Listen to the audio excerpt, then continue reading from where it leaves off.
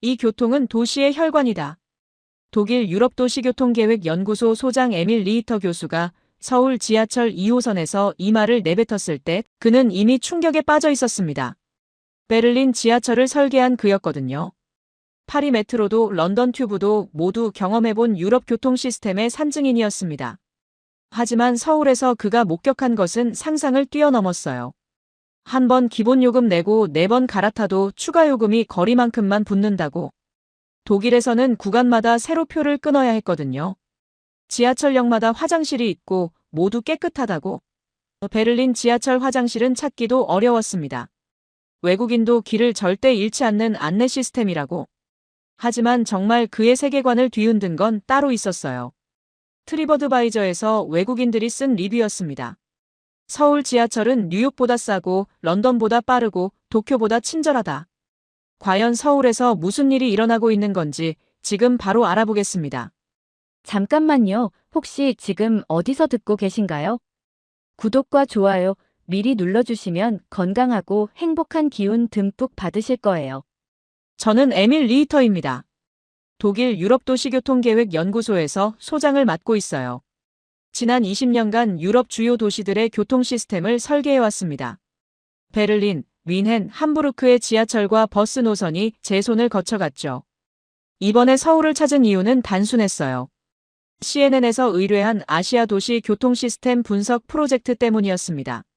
솔직히 큰 기대는 하지 않았어요.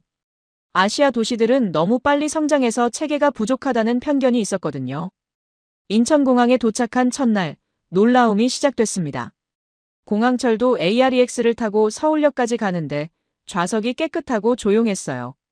무엇보다 정시에 도착했습니다. 독일 DB철도보다 정확했어요. 서울역에서 지하철로 갈아탔습니다. 여기서 첫 번째 충격을 받았어요. 환승할 때 추가 요금을 내지 않더라고요. 독일에서는 노선이 바뀌면 새 표를 사야 하는데 말이에요. 동행한 사라 김 프로듀서가 설명해줬습니다. 서울은 통합요금제라서 한 번 찍으면 어디든 갈 수 있어요. 정말요? 네, 거리만큼만 추가 요금 내면 돼요. 믿기 어려웠어요. 유럽에서는 꿈도 꾸지 못할 시스템이었거든요. 첫 목적지는 한강 밤섬이었습니다. 서울시 도시계획국 백은호 사무관이 안내를 맡았어요. 40대 중반의 차분한 인상이었습니다. 왜 하필 밤섬부터 보시려고 하세요? 백 사무관이 물었어요. 도시 교통을 이해하려면 도시의 중심부터 봐야죠. 제가 대답했습니다. 서울의 중심은 한강이니까요. 지하철을 타고 국회의사당역으로 향했어요. 차량 내부가 정말 깨끗했습니다. 바닥에 쓰레기 하나 없었고 좌석도 새 것 같았어요. 독일 지하철은 이렇지 않거든요. 청소를 자주 하나요? 제가 물었어요. 매일 밤 전체 점검하고 청소해요. 백 사무관의 답변이었습니다. 시민들도 깨끗하게 이용하시고요. 정말 그런 것 같았어요. 승객들이 음식물을 바닥에 흘리지 않았고 큰 소리로 통화하지도 않았습니다. 질서 정연했어요. 국회의사당역에서 내려 한강공원으로 걸었습니다. 겨울이라 춥긴 했지만 공기가 맑았어요. 도시 한복판이라고 믿기 어려울 정도로요. 한강을 처음 본 순간 말을 잃었습니다. 강폭이 엄청났어요. 독일의 라인 강보다도 넓어 보였습니다. 그런데 물이 깨끗했어요. 저기 새들이 보이시죠? 환경 NGO에서 온 김도윤 씨가 가리켰습니다. 정말로 물 위에 오리들이 떠 있었어요. 수십 마리가 무리를 이루고 있었습니다. 겨울에도 저렇게 많나요? 네, 물이 얼지 않거든요. 난류가 흘러서요. 김 씨의 설명이었습니다. 망원경을 빌려 자세히 봤어요. 청둥오리, 흰뺨 검둥오리, 비오리까지 다양한 종류였습니다. 도심에서 이런 생태계를 보다니.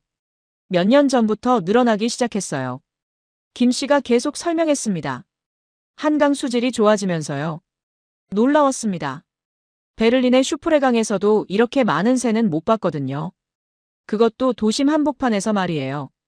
밤섬 조망대에 올라갔어요. 한강이 한눈에 들어왔습니다. 강변에는 자전거 도로가 쭉 이어져 있었고 그 옆으로 보행로가 있었어요. 체계적으로 구획되어 있었습니다. 이 자전거 도로는 어디까지 이어져요? 서울 전체를 관통해요. 총 200km가 넘어요. 백 사무관이 대답했습니다. 감탄이 나왔어요. 독일에서도 이렇게 긴 자전거 도로는 드물거든요. 강변에서 사람들을 관찰했습니다. 조깅하는 사람들, 자전거 타는 가족들, 산책하는 연인들. 모두가 자신만의 공간에서 여유롭게 시간을 보내고 있었어요. 교통 접근성은 어떤가요? 제가 물었어요. 지하철역에서 걸어서 5분 거리예요. 모든 강변이 그런가요? 거의 다요. 지하철역 500m 이내에는 한강 접근로가 있어요. 놀라운 계획이었어요. 대중교통과 여가 공간이 이렇게 밀접하게 연결된 도시는 처음 봤습니다. 해가 지기 시작했어요. 한강에 석양이 비쳤습니다. 정말 아름다웠어요. 도시의 불빛과 강물이 어우러진 모습이 환상적이었습니다. 내일은 어디로 가시나요? 사라가 물었어요. 청계천요. 도심 하천 복원 사례를 보고 싶어요. 제가 대답했습니다. 흥미로울 거예요. 백사무관이 웃었습니다. 청계천은 교통 시스템과도 밀접한 관련이 있거든요. 그 말이 궁금했어요. 하천과 교통이 무슨 관련이 있을까요? 지하철을 타고 호텔로 돌아가는 길이었어요. 저녁 시간이라 사람이 많았지만 질서 있게 탑승했습니다. 밀지도 않고 자리를 양보하기도 했어요. 독일보다 예의 바르네요. 제가 사라에게 말했습니다. 서울 사람들 원래 그래요. 그녀가 대답했습니다. 정말 그런 것 같았어요. 지하철 안에서 큰 소리로 통화하는 사람도 없었고 음악을 크게 듣는 사람도 없었습니다. 서로를 배려하는 문화가 자리 잡혀 있는 것 같았어요. 호텔에 도착해서 하루를 정리했습니다. 예상과 완전히 다른 첫날이었어요. 서울이 이렇게 체계적인 도시일 줄 몰랐습니다. 무엇보다 놀라웠던 건 교통 시스템이었어요. 통합요금제, 깨끗한 지하철, 정확한 운행시간. 모든 게 완벽하게 돌아가고 있었습니다. 내일은 더 자세히 봐야겠어요. 혼잣말을 중얼거렸습니다. 그리고 한강에서 본 새들이 계속 떠올랐어요. 도시와 자연이 이렇게 조화를 이룰 수 있다는 게 신기했습니다. 독일에서는 상상하기 어려운 일이었거든요. 침대에 누워서 생각했어요. 이 도시에는 뭔가 특별한 게 있는 것 같았습니다. 단순한 교통 시스템을 넘어선 무언가가요. 내일이 기대됐습니다. 청계천에서는 또 어떤 놀라움이 기다리고 있을까요? 둘째 날 아침, 청계광장에서 시작했습니다. 도심 한복판에 이런 공간이 있다는 게 놀라웠어요. 사방이 고층 빌딩으로 둘러싸인 곳에 물이 흐르고 있었거든요. 백은호 사무관이 설명해줬어요. 원래 여기는 복개되어 있던 하천이었어요. 복개요? 콘크리트로 덮어서 도로를 만든 거죠. 그런 하천을 다시 열었다는 뜻이었어요. 유럽에서는 상상하기 어려운 일이었습니다. 도심 교통이 얼마나 복잡해질까요? 교통 대신 하천을 선택한 이유가 뭔가요? 제가 물었어요. 시민들이 원했거든요. 더 나은 도시 환경을요. 청계천을 따라 걸어보기로 했습니다. 양쪽으로 보행로가 잘 정비되어 있었어요. 지상보다 몇 미터 아래라서 차량 소음이 들리지 않았습니다. 물이 맑았어요. 도심 한복판을 흐르는 물치고는 놀라울 정도로요. 수질 관리는 어떻게 하나요? 실시간 모니터링 시스템이 있어요. 김도윤 씨가 물속을 가리켰습니다. 저기 물고기들 보이시죠? 정말로 작은 물고기들이 헤엄치고 있었어요. 언제부터 살기 시작했나요? 복원 후 자연스럽게 정착했어요. 신기했습니다. 인공적으로 복원한 하천에 생태계가 스스로 자리 잡은 거였어요. 청계천을 따라 동쪽으로 걸었습니다. 세운상가가 보였어요. 거대한 콘크리트 건물이었지만 위압적이지 않았습니다. 저 건물은 뭔가요? 1960년대 상가 건물이에요. 최근에 재생했죠. 백사무관의 설명이었습니다. 올라가 보니 옥상 정원이 조성되어 있었어요. 그리고 청계천이 한눈에 내려다 보였습니다. 도심 속 녹색띠처럼 이어져 있었어요. 청계천 복원이 주변에 어떤 영향을 줬나요? 제가 물었습니다. 보행 네트워크가 활성화됐어요. 어떻게요? 걸어서 갈 수 있는 곳이 많아졌거든요. 정말 그런 것 같았어요. 청계천에서 인사동까지 걸어서 10분. 광장시장까지도 15분이면 충분했습니다. 모두 보행자 친화적인 길로 연결되어 있었어요. 점심시간에 을지로로 갔습니다. 골목이 독특했어요. 오래된 공업사와 트렌디한 카페가 섞여 있었습니다. 한 카페에 들어갔어요. 사장이 외국인인 저를 반갑게 맞아줬습니다. 어디서 오셨어요? 독일에서 왔다고 하니 더욱 관심을 보였어요. 이 동네 분위기가 어때요? 제가 물었습니다. 옛날과 지금이 공존하는 곳이에요. 그녀가 대답했습니다. 급하게 변하지 않아서 좋아요. 창밖을 보니 할아버지가 철물점을 정리하고 계셨어요. 그 옆으로 젊은 커플이 갤러리를 구경하고 있었고요. 자연스러운 조화였습니다. 오후에는 인사동으로 향했어요. 청계천에서 걸어서 갔습니다. 중간에 한 번도 큰 도로를 건드리지 않았어요. 모두 보행자 전용 구간이었습니다. 이런 보행로 네트워크는 언제 만들어진 거예요? 청계천 복원과 함께 계획된 거예요. 백사무관이 설명했습니다. 하천만 복원한 게 아니라 주변 지역 전체를 재구성했거든요. 인사동은 또 다른 세계였어요. 전통 한옥들이 늘어서 있었습니다. 하지만 박물관 같지 않았어요. 실제로 사람들이 이용하는 살아있는 공간이었습니다. 한옥 카페에 들어갔어요. 마당에 있는 전통 가옥이었는데 커피숍으로 운영되고 있었습니다. 몇백 년 된 건물인가요? 조선시대부터 있던 한옥이에요. 놀라웠습니다. 이렇게 오래된 건물을 현대적으로 활용하다니. 유럽에서도 쉽지 않은 일이거든요.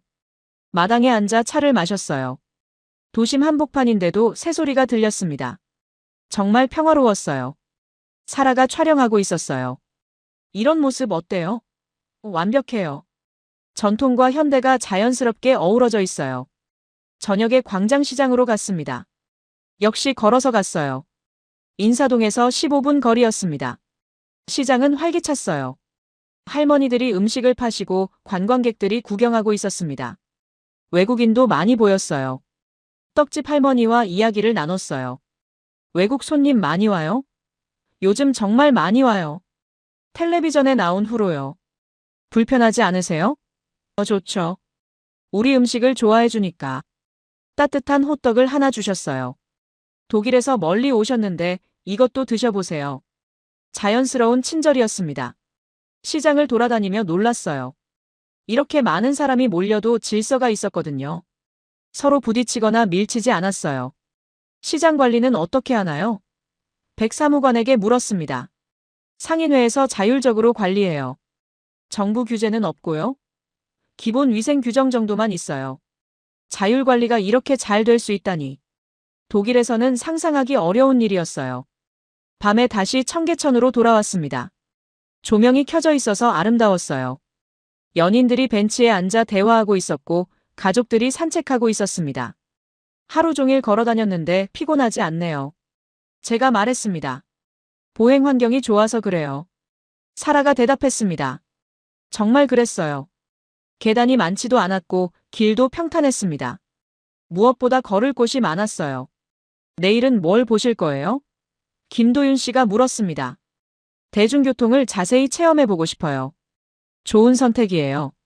서울 교통의 진짜 모습을 보실 수 있을 거예요. 호텔로 돌아가면서 생각했어요. 오늘 본 것들이 모두 연결되어 있었습니다. 청계천, 세운상가, 을지로, 인사동, 광장시장. 모두 걸어서 갈 수 있는 거리에 있었어요. 단순한 관광지가 아니었습니다. 하나의 유기적인 네트워크였어요. 그리고 그 중심에 청계천이 있었습니다. 하천 복원이 이런 결과를 낳을 수 있다니. 혼잣말을 중얼거렸어요. 독일에서도 참고할 만한 사례였습니다. 단순히 물을 흘려보내는 게 아니라 도시 전체를 재생시키는 촉매 역할을 한 거였어요. 내일은 어떤 놀라움이 기다리고 있을까요? 셋째 날, 지하철 2호선 홍대 입구역에서 시작했어요. 아침 출근 시간이라 사람이 많았습니다. 하지만 혼잡하지 않았어요.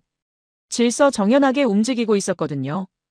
플랫폼에서 기차를 기다리는 모습이 인상적이었어요. 사람들이 양쪽으로 줄을 서 있었습니다. 중앙은 비워두고요. 왜 가운데를 비워두나요? 내리는 사람들을 위해서예요. 정말 그랬어요. 지하철이 도착하자 먼저 내리는 사람들을 기다렸습니다. 그 다음에 차례대로 탑승했어요. 독일보다 더 질서 있었습니다. 지하철 안에서 놀랐어요. 이렇게 많은 사람이 타고 있는데도 조용했거든요. 통화하는 사람도 작은 목소리였고 음악도 이어폰으로 듣고 있었어요. 항상 이렇게 조용한가요? 백사무관에게 물었습니다. 대부분 그래요. 다른 사람 배려하는 문화가 있어서요. 신기했어요. 독일 지하철은 이렇지 않거든요. 큰 소리로 통화하는 사람도 많고 시끄러울 때가 많아요. 여의도역에서 내려서 한강공원으로 갔습니다. 저녁에 겨울 축제가 열린다고 했어요. 많은 사람이 올 텐데 괜찮을까요? 보시면 알아요. 오후부터 사람들이 모이기 시작했어요. 가족 단위, 연인들, 친구 그룹까지 다양했습니다. 하지만 자연스럽게 줄이 형성되고 있었어요.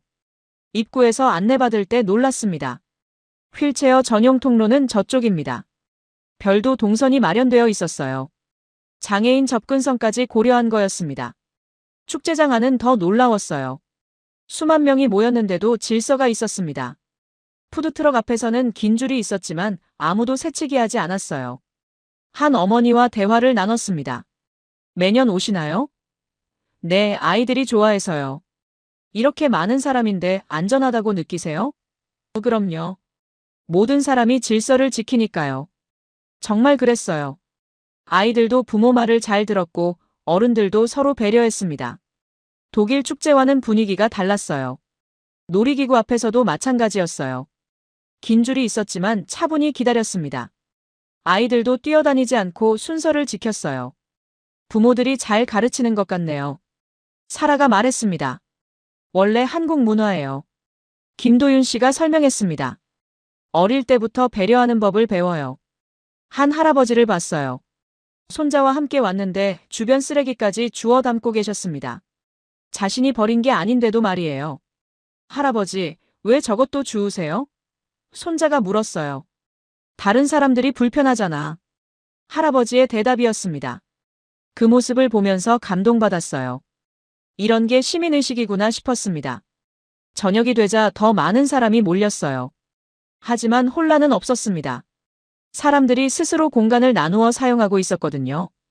음식 판매 구역에서도 질서가 있었어요. 각 트럭마다 줄이 있었고 차례를 지켰습니다. 음식을 받으면 자리를 양보했어요. 경비원이 별로 안 보이는데요. 제가 말했습니다. 필요 없어요. 시민들이 스스로 지키니까. 백사무관의 대답이었습니다. 정말 그랬어요. 최소한의 안내 요원만 있을 뿐 강압적인 통제는 없었습니다. 시민들 스스로 질서를 만들어가고 있었어요. CNM팀에서 온 레이첼 윤도 함께 있었어요. 한국계 캐나다인으로 좀 냉소적인 편이었습니다. 이런 질서가 진짜일까요? 그녀가 의심스러워했어요.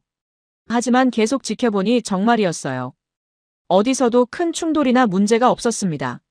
사람들이 자연스럽게 배려하고 있었거든요. 한 독일인 가족을 만났어요. 관광객들이었습니다. 축제 분위기가 어때요? 제가 물어봤습니다. 놀라워요. 아버지가 대답했습니다. 독일에서는 이렇게 많은 사람이 모이면 경찰이 더 많이 필요해요. 여기는 평화롭네요. 어머니가 덧붙였습니다.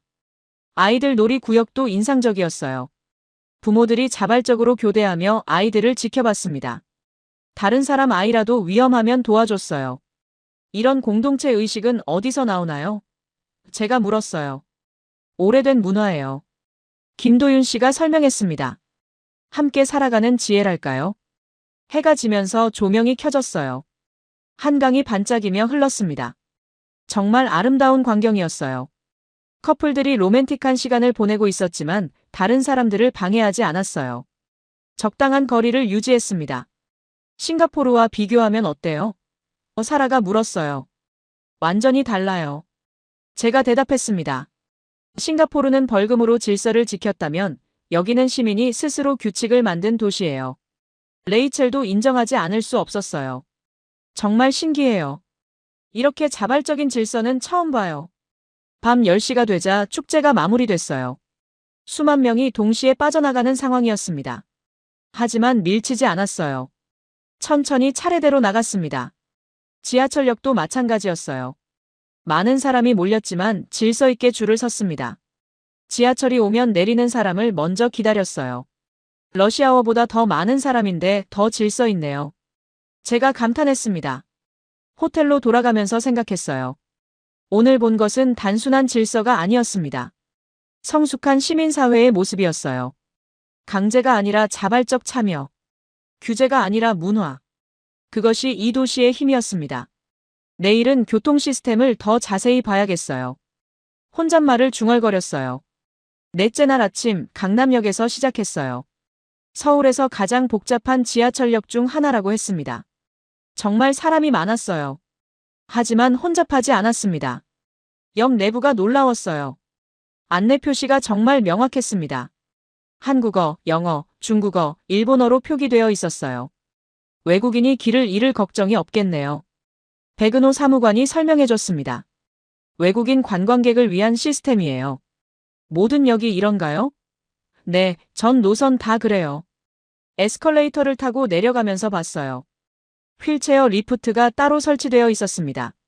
장애인 접근성까지 고려한 거였어요. 플랫폼에서 기차를 기다렸습니다. 전광판에 도착 시간이 표시되고 있었어요. 2분 후 도착. 정말 정확히 2분 후에 도착했습니다. 운행 시간이 정확하네요.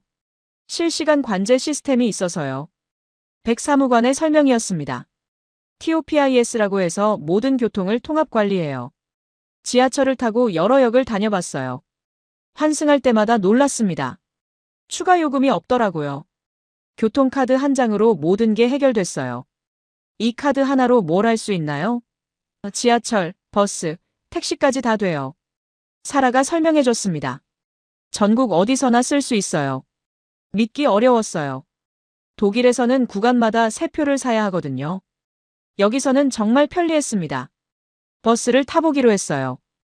버스 정류장에서 스마트폰으로 실시간 도착 정보를 확인했습니다. 3분 후 도착. 정말 정확했어요. 버스가 와서 교통카드를 찍었어요. 따 소리와 함께 요금이 처리됐습니다. 지하철과 환승되는 거였어요. 기본 요금을 중복으로 내지 않았습니다. 이 환승 할인은 어떤 원리인가요? 거리 비례 통합 요금제예요. 백 사무관이 설명했습니다. 총 이동 거리로만 계산해요. 놀라운 시스템이었어요. 많이 갈아탈수록 오히려 이득이었거든요. 독일과는 정반대였습니다. 버스 안에서 관찰했어요. 노인분들을 위한 우선석이 있었고 젊은 사람들은 자발적으로 양보했습니다. 임산부나 아이 동반 승객에게도 자리를 내주었어요. 배려 문화가 잘 되어 있네요. 어릴 때부터 배우는 거예요. 김도윤 씨가 말했습니다. 오후에는 한강 하구 쪽으로 갔어요. 드론 촬영을 위해서였습니다. 접경 지역이라 허가가 필요했어요. 허가받기 어렵지 않았나요? 온라인으로 신청하면 하루 만에 답변 와요. 사라가 대답했습니다. 절차가 정말 간단해요. 정말 그랬어요. 독일에서는 몇 주씩 걸리는 일인데 여기서는 하루 만에 처리됐습니다. 효율적인 행정 시스템이었어요. 드론을 띄워서 한강 전체를 봤습니다. 정말 장관이었어요. 강을 따라 자전거 도로가 쭉 이어져 있었고 그 옆으로 지하철 노선도 보였습니다. 교통 네트워크가 정말 체계적이네요. 50년 계획으로 만든 거예요. 백 사무관이 설명했습니다. 지하철 9호선을 타고 돌아왔어요. 좌석이 편안했고 승차감도 좋았습니다. 독일 지하철과 비교해도 손색 없었어요. 지하철은 몇 개 노선이 있나요? 23개 노선이에요. 정말요? 베를린보다 많네요. 역시 놀라웠어요. 이렇게 큰 지하철 네트워크를 가진 도시가 있다니. 저녁에 택시를 타봤어요. 역시 교통카드로 결제할 수 있었습니다. 기사님이 친절했어요. 어디서 오셨어요? 독일에서 왔다고 하니 관심을 보이셨습니다. 서울 교통이 어때요? 기사님이 물으셨어요. 정말 놀라워요.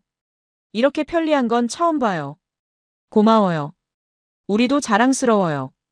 택시에서 내려 지하철로 환승했어요. 택시비의 일부가 할인되더라고요. 연계 교통 할인이었습니다. 이런 시스템은 어떻게 만들어진 거예요?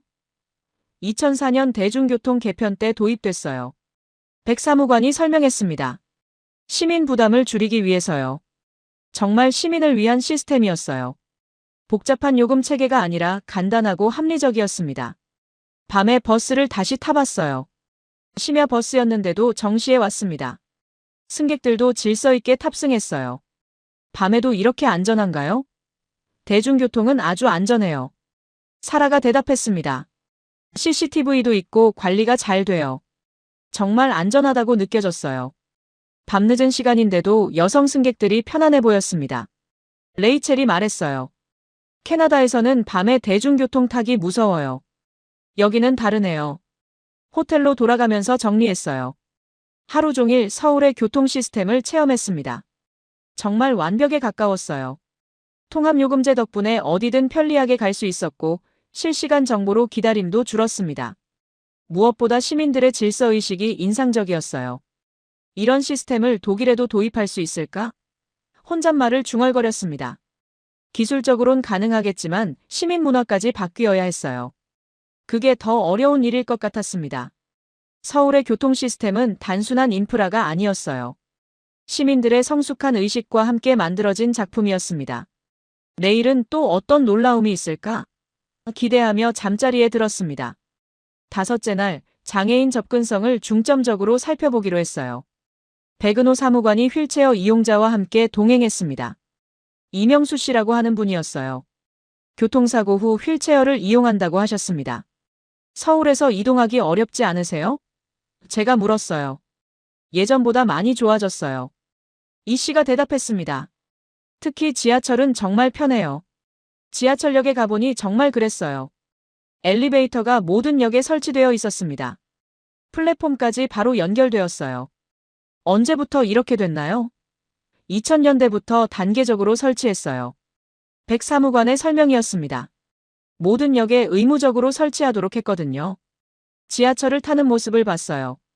이명수 씨가 휠체어로 접근하자 승객들이 자연스럽게 공간을 만들어줬습니다. 누가 시키지 않았는데도 말이에요. 항상 이렇게 배려해 주시나요? 대부분 그래요. 한국 사람들 원래 친절해요. 이 씨가 웃으며 답했습니다. 지하철 안에는 휠체어 전용 공간이 있었어요.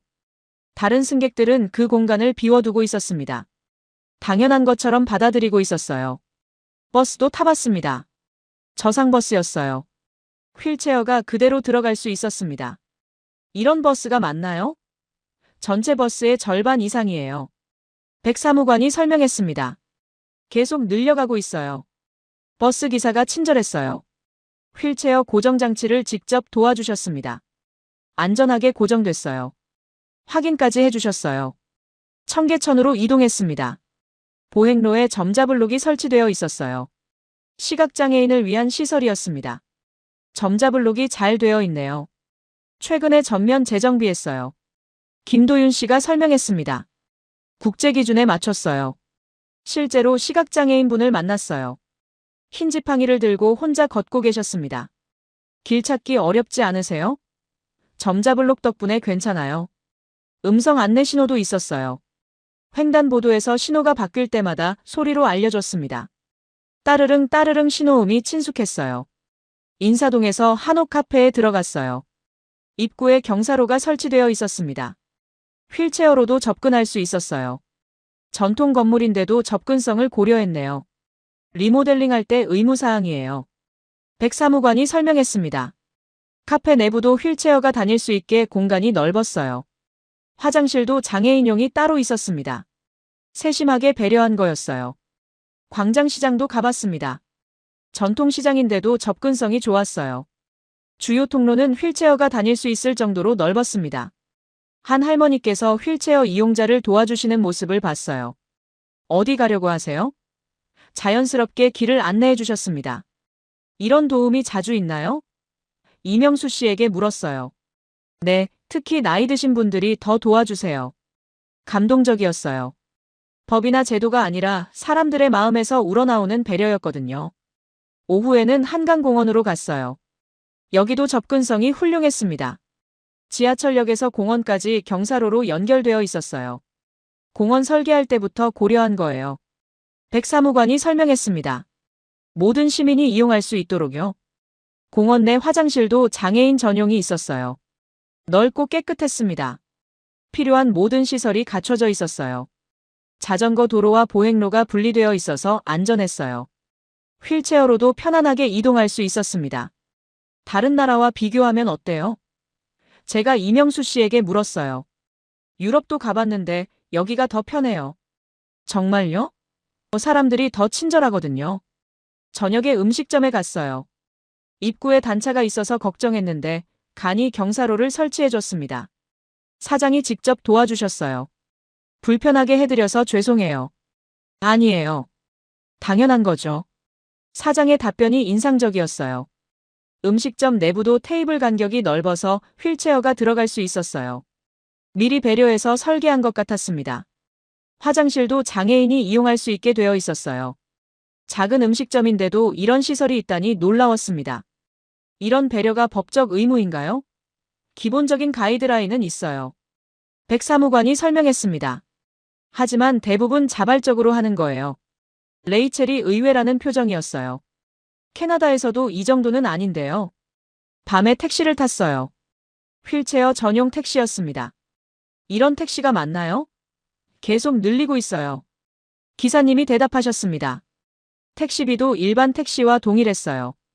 추가 요금이 없었습니다. 장애인이라고 더 받지 않나요? 그럼 안 되죠. 다 똑같은 시민인데요. 기사님의 말씀이 마음에 와닿았어요. 자연스러운 배려였습니다. 호텔로 돌아가면서 생각했어요. 오늘 본 것들이 정말 인상적이었습니다. 장애인을 위한 시설들이 잘 갖춰져 있었을 뿐만 아니라 사람들의 마음도 따뜻했어요. 함께 간다는 건 가장 느린 사람에게 속도를 맞추는 것이다. 이명수 씨가 한 말이 기억났습니다. 서울은 정말 그런 도시인 것 같았어요. 약자를 배려하는 것이 당연한 일상이 된 도시. 그것이 이 도시의 진짜 아름다움이었습니다. 독일도 장애인 시설이 잘 되어 있다고 생각했는데 여기는 그보다 더 따뜻했어요. 시설뿐만 아니라 사람들의 마음까지 준비되어 있었거든요. 내일은 또 어떤 감동이 있을까?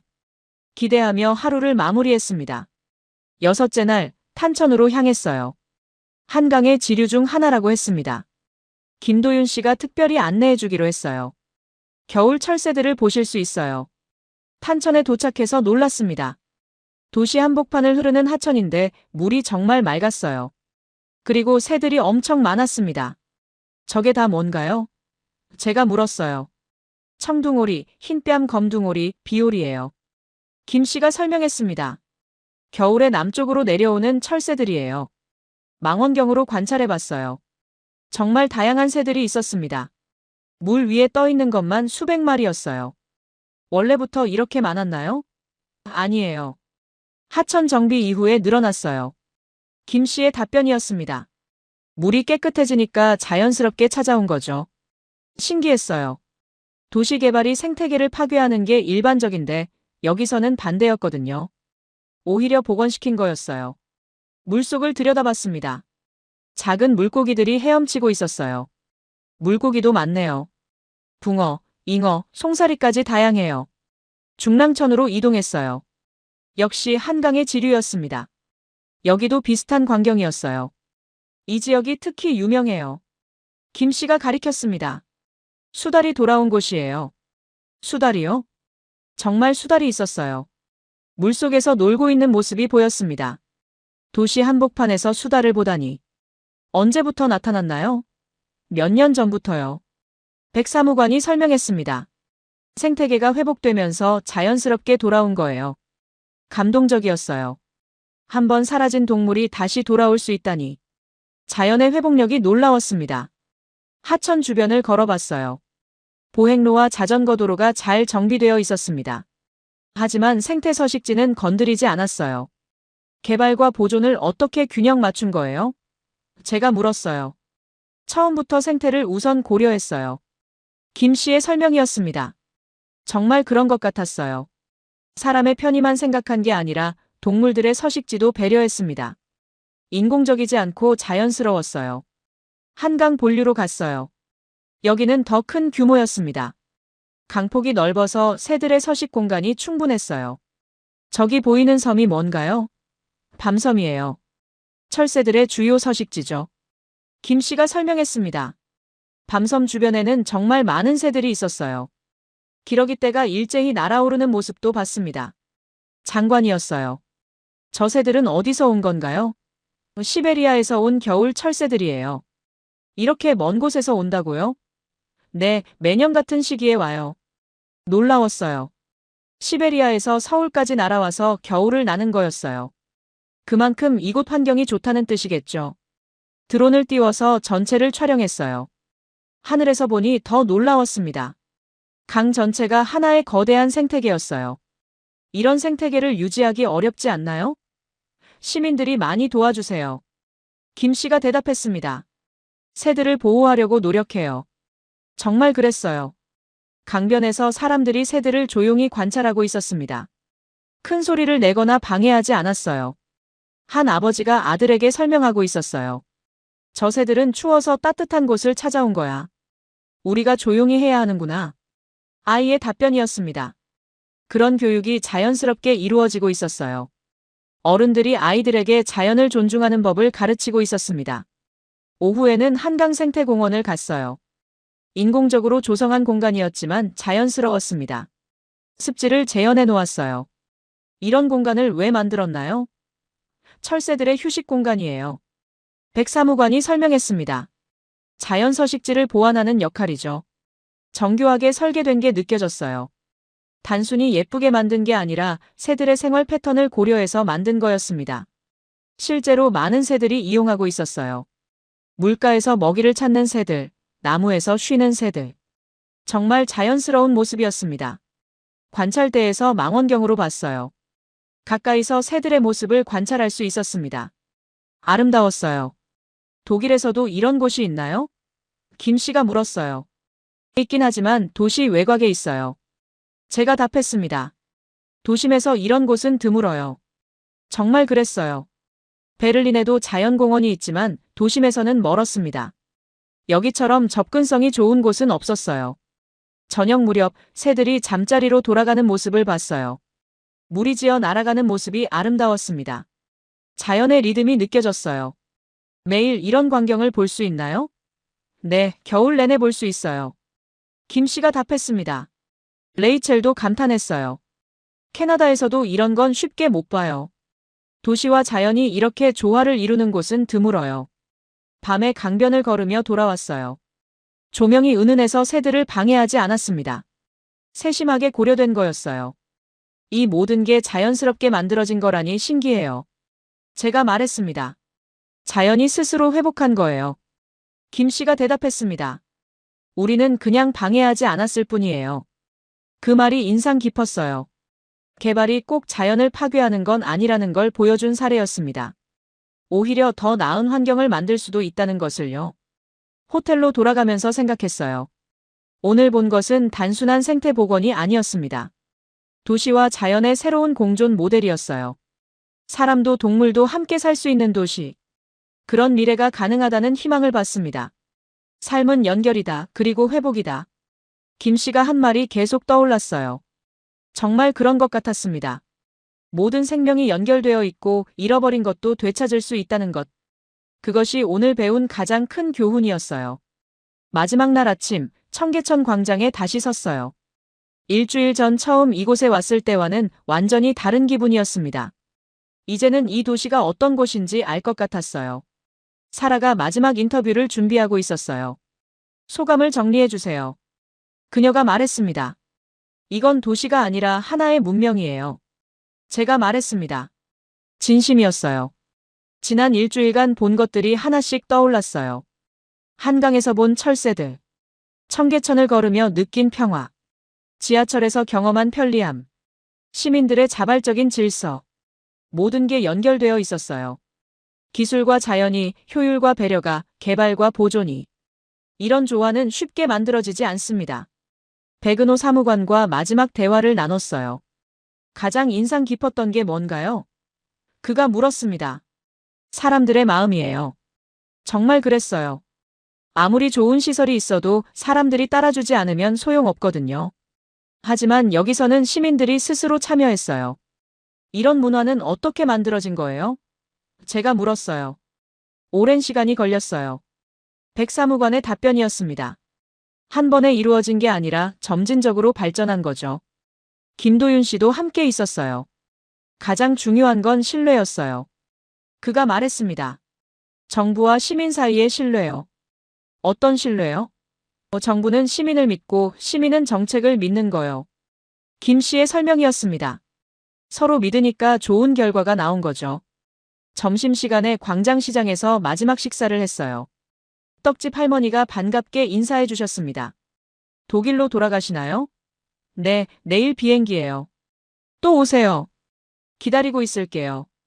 따뜻한 인사였어요. 일주일 만에 정이 든 것 같았습니다. 오후에는 한강에서 마지막 촬영을 했어요. 새들이 여전히 평화롭게 떠다니고 있었습니다. 변하지 않는 일상이었어요. 이 장면을 독일 사람들에게 어떻게 설명하실 거예요? 사라가 물었어요. 가능성을 보여주고 싶어요. 제가 답했습니다. 더 나은 도시가 가능하다는 것을요. 레이첼과도 마지막 대화를 나눴어요. 처음 생각과 달라졌나요? 제가 물었어요. 완전히 달라졌어요. 그녀가 인정했습니다. 편견을 갖고 있었던 것 같아요. 정말 그랬어요. 처음에는 회의적이었던 레이첼도 마음을 열었습니다. 직접 보고 경험한 것의 힘이었어요. 저녁에 을지로 카페에서 마지막 차를 마셨어요. 처음 왔던 그 카페였습니다. 사장이 기억하고 반가워했어요. 일주일 동안 어떠셨어요? 정말 놀라웠어요. 제가 답했습니다. 이런 도시가 있다는 게 믿기지 않아요. 창밖을 보니 사람들이 평상시처럼 지나다니고 있었어요. 출퇴근하는 직장인들, 데이트하는 연인들, 산책하는 가족들. 평범한 일상이었지만 특별해 보였습니다. 이 평범함이 사실은 특별한 거네요. 제가 중얼거렸어요. 밤에 청계천을 마지막으로 걸었어요. 조명이 물에 비쳐 반짝이고 있었습니다. 정말 아름다웠어요. 내일이면 독일로 돌아가시는군요. 김도윤 씨가 말했습니다. 아쉬워요. 또 오실 거 아니에요? 그럼요. 꼭 다시 올 거예요. 정말 그럴 것 같았어요. 이 도시는 한번 오면 다시 오고 싶어지는 곳이었습니다. 매력이 있었어요. 호텔로 돌아가서 마지막 정리를 했어요. 일주일간의 경험을 문서로 남겨야 했습니다.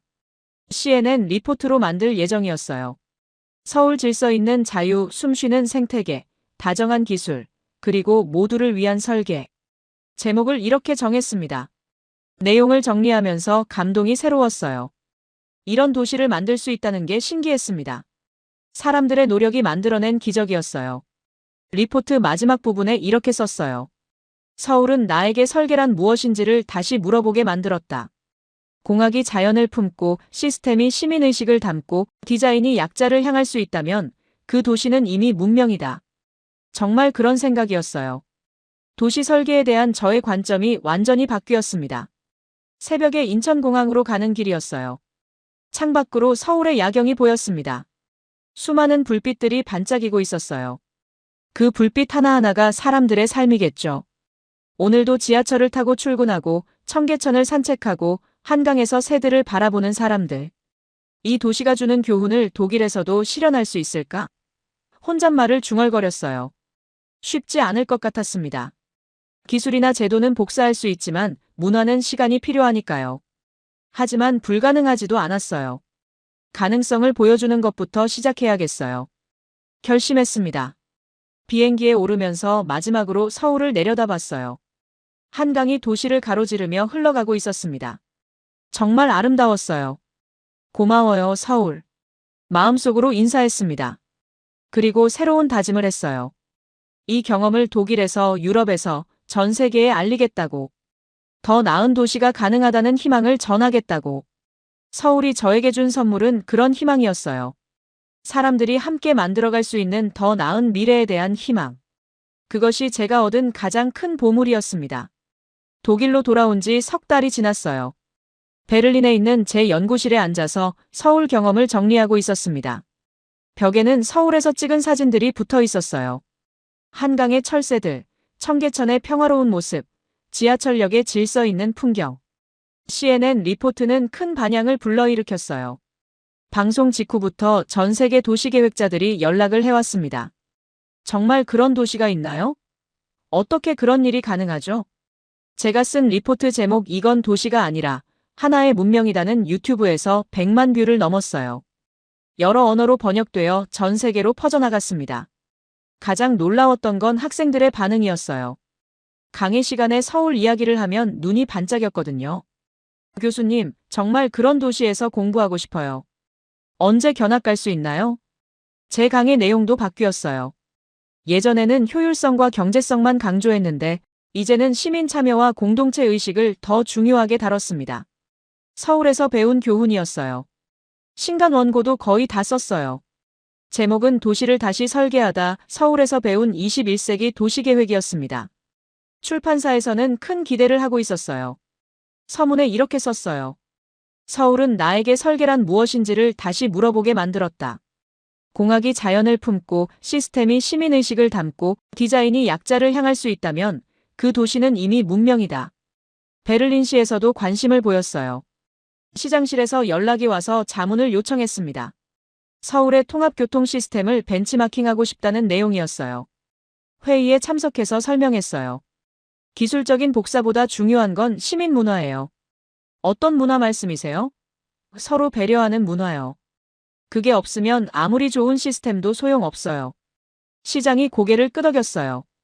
그런 문화는 어떻게 만들 수 있죠? 시간과 신뢰가 필요해요. 정부와 시민이 서로를 믿어야 하고요. 파리시에서도 초청 강연 요청이 왔어요. 생강 주변 개발 프로젝트 자문을 원한다는 거였습니다. 서울의 청계천 사례를 참고하고 싶다고 했어요. 강연에서 이렇게 말했어요. 하천 복원의 핵심은 물이 아니라 사람이에요. 무슨 뜻인가요? 시민들이 원해야 성공할 수 있어요. 위에서 강요하면 실패하죠. 많은 질문이 쏟아졌어요. 서울 시민들이 그렇게 협조적인 이유가 뭔가요? 오랜 시간 동안 함께 살아온 경험이 쌓였기 때문이에요. 유럽에서도 가능할까요? 가능하다고 봐요. 다만 시간이 필요하죠. 런던, 암스테르담, 바르셀로나에서도 비슷한 요청이 들어왔어요. 모두 서울의 도시계획 모델에 관심을 보였습니다. 가장 놀라운 연락은 중국에서 왔어요. 베이징시 도시계획국에서 초청장을 보내왔습니다. 한국의 시민 참여형 도시계획을 배우고 싶다는 내용이었어요. 베이징에 가서 강연했어요. 청중들이 진지하게 들었습니다. 중국에서도 이런 모델이 가능할까요? 왜 안 되겠어요? 중국도 충분히 할 수 있어요. 질문이 이어졌어요. 시민 참여를 어떻게 유도하죠? 강요가 아니라 기회를 주는 거예요. 구체적으로는요? 시민들이 직접 참여할 수 있는 채널을 만드는 거죠. 강연 후에 중국 관료들과 개별 면담을 했어요. 서울 모델의 핵심이 뭐라고 보세요? 신뢰예요. 정부와 시민 사이의 신뢰. 그런 신뢰는 어떻게 쌓아요? 투명성과 일관성이 중요해요. 한 달 후 놀라운 소식을 들었어요. 베이징시가 시범 사업으로 시민 참여형 교통 개선 프로젝트를 시작한다는 거였어요. 작은 시작이었지만 의미가 있었습니다. 제 연구소에도 변화가 있었어요. 서울 모델 연구팀을 만들어서 본격적인 연구를 시작했습니다. 젊은 연구원들이 서울에 가서 직접 조사하고 왔어요. 교수님 말씀이 맞았어요. 연구원 중 한 명이 말했습니다. 정말 다른 도시였어요. 뭐가 가장 인상 깊었나요? 사람들의 자연스러운 배려요. 그 연구 결과를 바탕으로 논문을 썼어요. 제목은 시터전 마이너스 센터드 어번 디자인 러닝 프롬 SEOULS 인터그레이터드 어프로치였습니다. 국제도시계획 저널에 게재됐어요. 논문이 나온 후 더 많은 관심을 받았어요. 하버드, MIT, 옥스퍼드에서 강연 요청이 들어왔습니다. 전 세계 학자들이 서울 모델을 연구하기 시작했어요. 가장 뿌듯했던 건 학생들의 변화였어요. 졸업 후 서울로 인턴십을 가는 학생이 늘었습니다. 현장에서 배우고 싶어요. 그들이 하는 말이었어요. 1년 후 서울에 다시 갔어요. 국제도시혁신 포럼에서 기조연설을 하기 위해서였습니다. 주제는 시민 중심 도시의 미래였어요. 공항에 도착했을 때의 기분은 처음과 달랐어요. 이제는 익숙한 곳이 됐거든요. 반가웠어요. 청계천에 다시 서니 감회가 새로웠어요. 1년 전과 똑같았지만 제 시각은 완전히 바뀌어 있었습니다. 이제는 이 평범함이 얼마나 특별한 건지 알았거든요. 포럼에서 강연했어요. 도시는 건물이 아니라 사람입니다. 기술보다 중요한 건 공동체입니다. 진짜 혁신은 인간다움을 되찾는 것입니다. 청중들이 열심히 들었어요. 전 세계에서 온 도시계획자들이었습니다. 강연 후 질문이 쏟아졌어요. 독일에서 이런 모델을 적용하고 있나요? 시작했어요. 베를린에서 시범 사업을 진행 중입니다. 성과는 어때요? 아직은 초기지만 긍정적이에요. 마지막 밤 한강에서 시간을 보냈어요. 새들이 여전히 평화롭게 떠다니고 있었습니다. 변하지 않는 아름다움이었어요. 1년 전 이곳에서 받은 감동이 이렇게 커질 줄 몰랐어요. 혼잣말을 중얼거렸어요. 서울이 제게 준 선물은 단순한 감동이 아니었어요. 새로운 가능성에 대한 믿음이었습니다. 사람들이 함께하면 더 나은 세상을 만들 수 있다는 믿음. 그 믿음이 이제 전 세계로 퍼져나가고 있었어요. 베를린에서, 파리에서, 베이징에서 작은 변화들이 시작되고 있었습니다. 도시를 다시 설계하다. 제 책 제목이 현실이 되고 있었어요. 비행기에서 마지막으로 서울을 내려다봤어요. 한강이 도시를 가로지르며 흘러가고 있었습니다. 그 강물처럼 희망도 흘러가고 있었어요. 전 세계로 더 나은 미래를 향해서.